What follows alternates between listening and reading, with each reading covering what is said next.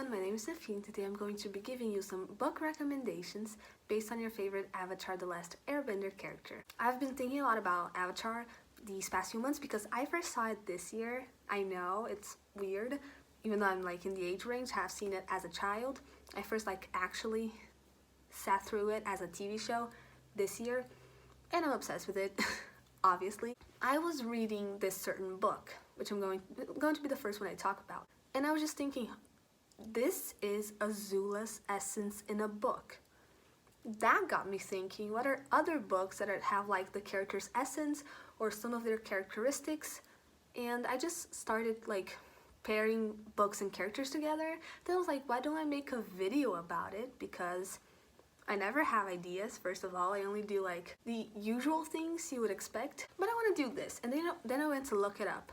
See if anyone else has done this. I haven't found it. The only types of videos I saw were book recommendations based on Avatar The Last Airbender as a show, not based off specific characters. So hopefully I'm the first one to do this, which is not probable at all. But anyway, let's get right into it. The book that sparked this idea on my mind is Poppy War by R.F. Kuang. This book is Azula. This book is Azula. Not all of it, obviously, because like it's separate characters, separate set of characters, separate setting, but some of the things this main character does, Rin, it's so Azula.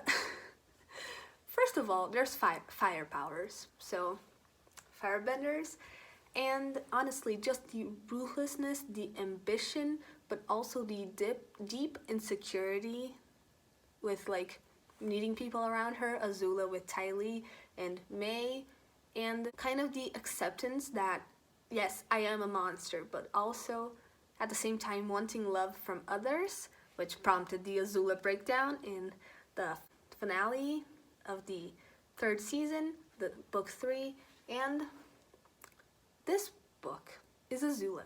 Basically Azula. If you like ruthless, cruel, fucked up female characters, Azula, who are also hot by the way, Azula and Rin from the Poppy War. By the way, since this is a recommendation video, this is about a war orphan named Rin who is just determined to get out of her little province that's in poverty, and she studies like years to get into the most prestigious school, military school, because she wants to be in the military. She doesn't want to live in poverty anymore, and shenanigans ensue. There are shamans, people take drugs to talk to gods, there's a war going on. Look for content warnings, by the way, and it is wonderful. The entire trilogy is just perfect. It's wonderful. Not perfect, but it's a really, really good book that I think matches Azula in like her essence. I think so. By the way, sorry, I'm on my period and I'm breaking out, so pardon me. The next character I got here is Katara, and that was really, really hard to find Katara. At the same time that she's a kind of tropey character, not at all, I love her by the way. She's kind of a tropey character. We have seen many female characters with that overall trope. I found it really hard to find a book that matched Katara, but I found it two that I think match kind of. The first one is Skyward by Sanderson. Sanderson, my favorite author, and the reason I picked this one for Katara is because Spensa, our main character, she sets her mind on something and she will do it. She's still dealing with the fact that her father is a coward, which is a really big thing in this world, and she's determined to prove herself beyond that and to prove she's not a coward and to join flight school so she can like help their planet, but at the same time it's kind of selfish reasons for her wanting to prove herself. And I think that matches Katara a little bit because Katara, she's been pushed into the role of a healer, but she doesn't want to be a healer. She wants to be a warrior, a fighter. And I think that matches Spensa here very well.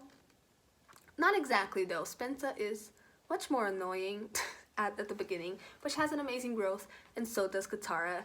And Katara is very fucking powerful, And I don't know, I just think they match well. By the way, this book is about, I'm going to give the synopsis of a book at the end of after I say why I picked it for a certain character. This book is about this girl named Spencer when her father died when she was younger, because apparently he deserted their flight fleet because they're stuck in a planet and there are aliens around, and like sometimes the aliens come down and attack them, so they have this elite pilot fleet, and it's like the most prestigious thing you can have in this tiny society. And her father died, labeled a deserter, and he was shot down. So she's being labeled a coward all her life. So she wants to go to flight school to prove herself and to be the best pilot there is here. And it's wonderful. And I think that ambition, that need to prove herself, matches Katara quite well. The other book I got for Katara is Bloodlines by Rochelle Mead. First of all, don't judge me when you look at that cover. The cover is fucking hideous, but this is still one of my favorite series. It's kind of a guilty pleasure, kind of not, because I do believe this has like high quality relationship and characters. But I picked this one because Katara kind of resembles Sydney. For me, which we don't care about her.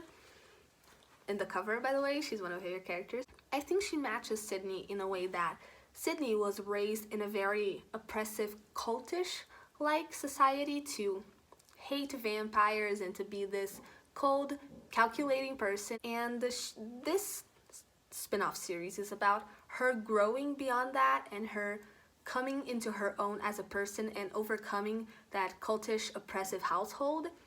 And Katara didn't have nearly as a awful household situation as Sydney did, but I think her need to just like go beyond that to prove herself. Again, I think one big thing with Katara is that she's not like desperate to prove herself, but it's something she longs for. She longs to like be a good warrior. She longs to be a good friend, the mom friend. I think that's something that Sydney and Katara match on, and Katara is very powerful. She can beat Azula, by the way, and Sydney is a fucking very powerful witch. Is that a spoiler? Nobody's gonna read Bloodlines in 2020 anyway, so who cares? And those are the similarities I found, and I really love both of these characters and their ambition and their powerfulness and their silent confidence. By the way, Bloodlines is a spin-off series to Vampire Academy, and it's about Sydney, this girl who grew up in a cultish and oppressive household. She's forced to live among vampires to do her job because like this household is like a whole organization that taught her to hate vampires, to be like a bad person pretty much. And she starts being friends with a vampire. She starts kind of falling in love with a vampire dude, and it's her overcoming that thing that has been drilled into her head all her life and becoming her own person, her own strong person who stands up for what she believes in and stands up for her friends. And I love her. I love the series. Now I want to talk about Aang, and the book I picked for Aang is Nevermore by Jessica Townsend. I picked this one, yes, because it's middle grade and Aang is a happy-go-lucky child, but at the same time he is dealing with very insane pressure, you know, like the fate of the whole world depends on a 12-year-old's shoulders, and that's a lot to take in. And even through that, he remains a happy kid. He remains a peaceful kid. He keeps his essence throughout all the bad shit that's thrown at him. And Nevermore, the main character Morrigan, I think resembles that in a way, because like she's been told all her life that she's going to die at 11 because she's cursed, and everybody mistreats her. She's been shunned by her own family, but she still manages to find joy and magic in her new adventure, because like this dude comes to take her away to Nevermore, this magical, weird little universe that's wonderful. And even though Morrigan's going through insanely like heavy shit, there are people that want to kill her. She's being pressured to get into this very elite society, and for that you have to have a special talent, and she doesn't have a special talent, and she's just being pressured all around, but she still keeps her essence, and she still keeps her head high through it all, and that's why I chose her to match Aang. I think I explained the plot of this already, so that's it. I love this book, by the way. Next is Sokka, and for that I picked two different series. The first one is Percy Jackson and the Olympians. Yes, it's because of the humor, because Sokka has this very bad sense of humor, but at the same time, Percy and Sokka, I don't know, they're very resilient, you know? Sokka, even though he's a non-bender, he is there through it all. He protects people, he goes through every nation and learns the fighting styles of each nation. He is, even though he doesn't have powers, he's a very powerful dude, even though he doesn't have powers. And I think like his humor resembles Percy, but also his love for his friends and family. I think that really ties in well, because Sokka, even though Sokka jokes around, he would do anything for the gang, and I think that resembles Percy in that way. Similarly, also for Sokka, I recommend Kings of the Wild and Bloody Rose by Nicholas Ames. These are two books in the same series. This one I liked a lot, this one I loved, and I'm just going to hold up Bloody Rose, the second book.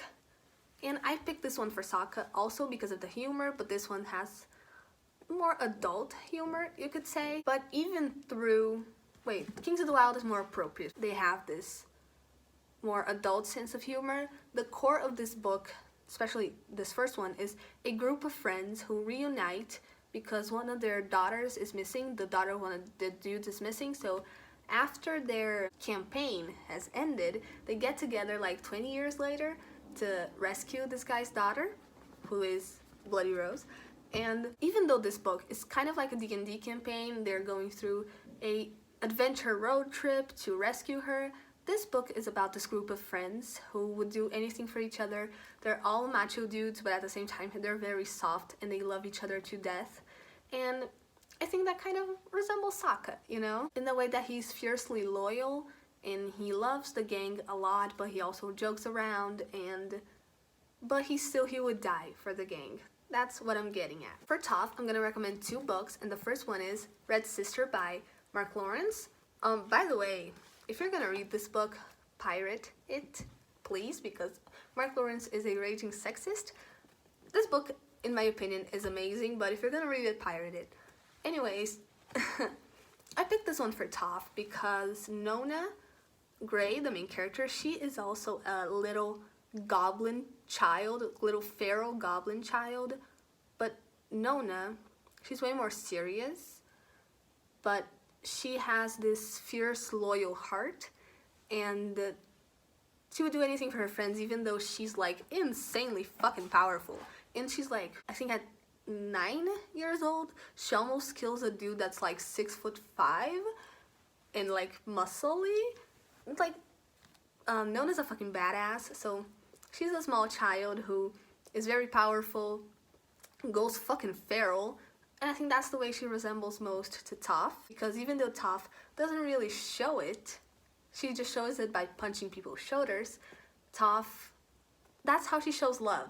And Nona, even though she shows love like by sacrificing herself over and over and over and over again, I think that inability to show love but also fiercely loving the people around you and also being a little weird child who's apparently insanely powerful, I think that's their comparison, and I love this book. By the way, this starts off when Nona is like, what, 10 years old? She's going to be executed, but then this abbess of this convent, she shows up and she's like, yo, come with us. So Nona goes there. She's trained to be an assassin nun. She's trained in combat. She's trained in sword fighting. She's trained in poison.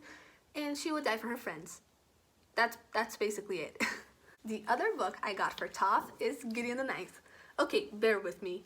This book is adult. It's very adult, with I wouldn't say gore, but there are like certain adult stuff here, not like sex adult stuff, even though there are a lot of sex jokes. And I think this is one of the reasons I picked it for top, because I just know, I think it's a universally known fact that if Avatar The Last Airbender wasn't aired on Nickelodeon, Toph would have a sailor's mouth. She wouldn't stop cursing. She's just, I don't know, I just love my little feral child. And Gideon, our main character here, she is a himbo. Yes, she's a himbo.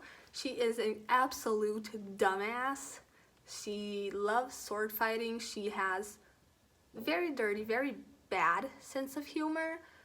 And Gideon is, to me, what Toph could have been if Avatar wasn't aired on Nickelodeon.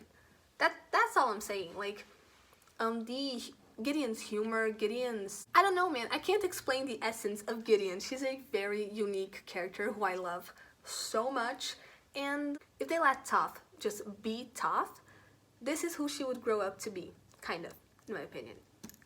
Next is Zuko, and that was definitely the hardest one I had to do, because how do you capture Zuko? How do you capture his overdramatic little kid brain who's just fixated on getting his father's love through capturing the Avatar and reclaiming his honor, but who has also been shunned by his own family and just been through a lot and just trying to get better even though he doesn't really know what good is, and that whole journey? How do you capture that? How do you capture that? The best I could get close to, which doesn't even get close to how Zuko is, this one is just based on how dramatic he is, and it's Six of Crows. These characters are very dramatic. Everything has to be a big flourish. Everything has to be a big flourish. Every little emotion is just a big emotion. And I think that's kind of like Zuko. Honestly, this is a shit recommendation. I'm sorry. I just couldn't think of anything else. I could also say Zuko for Red Sister, mainly because Nona has also been fucked over by her own family, and she's just really lost in the world, especially in the beginning. She doesn't really belong anywhere. You know what? This is a good recommendation for Zuko. I'm keeping it. Doesn't really belong anywhere, but then she gets sent to the convent, and she's a little monster, by the way. She has done some awful shit. And at 10 years old, her going to the convent, her learning what true friendship is, what true love means with her friends and her future significant other. I don't know, that's kind of like Zuko, you know, just being mistreated by your own family, by the people who should have protected you, and also kind of not knowing what is right, who she should be, who he should be, what is good, what is wrong, who am I in the midst of all this? Am I an awful person? Do I take part in this awful thing, or do I try to get better? But it's a very hard road in the getting better part. So yeah, this is a good recommendation for Zuko. And I'm repeating myself, if you're going to read this, pirate it, because the author is a dick. Last but not least is Iroh. This one was hard because Iroh is another character that's just wholly his own. I don't think I've seen a character quite like Iroh, who used to be an awful person, a war criminal, a war general, but after the loss of his son, he just became this, he probably was always like that, but he just became more soft, and he just wants to see the good in the world, and he just wants Zuko to be better, to get better, and he's there just to drink his tea and to be a good dude and to help his nephew who he loves like a son. And I'm about to cry, by the way. But the character I got like the closest to Iroh is Dalinar from The Way of Kings. This is book 2, Words of Radiance, because I don't know the hardcover for Way of Kings. But anyways, the reason I picked this for Iroh is because Dalinar has a awful past. He was a war general. He was a war criminal. Wow. And when he was a drunk also. He was a dick overall. He was a dick. Then his brother was killed. This is not a spoiler. This is in the prologue. His brother, the king, was killed. And that was like cold water thrown on him, and he just knew he had to change, so he started following these codes of honor and enforcing it in his camp because he wants everybody to be honorable, he wants everybody to be better. And he's not as gentle as Iroh. Dalinar is. He's very trusting, but he's also kind of a hard dude. He has a hard exterior, but he has a heart of gold. He just wants to help. He just wants to unite people and make their country a better place, even though he doesn't always do that the best way. Yeah, that's the closest I could get to Iroh, that older dude who's wise and caring, even though Iroh is way more gentle and Dalinar is harsh a little bit. I absolutely love him. He has a little bit of a more harsh exterior, but they're similar in a way, and I love them. That was it. Oh god, I got through all of it. The raw footage is like 25 minutes long. That's a lot for me. And I hope you enjoyed it. If you have another book that you think matches with a Avatar Last Airbender character, let me know, because I had some for May and Ty Lee, but they just didn't really mesh well with the characters. Like, it wasn't really that similar. So if you have any for May and Ty Lee or any other character in Avatar, let me know. And yeah, my name's Sophia, and I'll see you next time. Bye!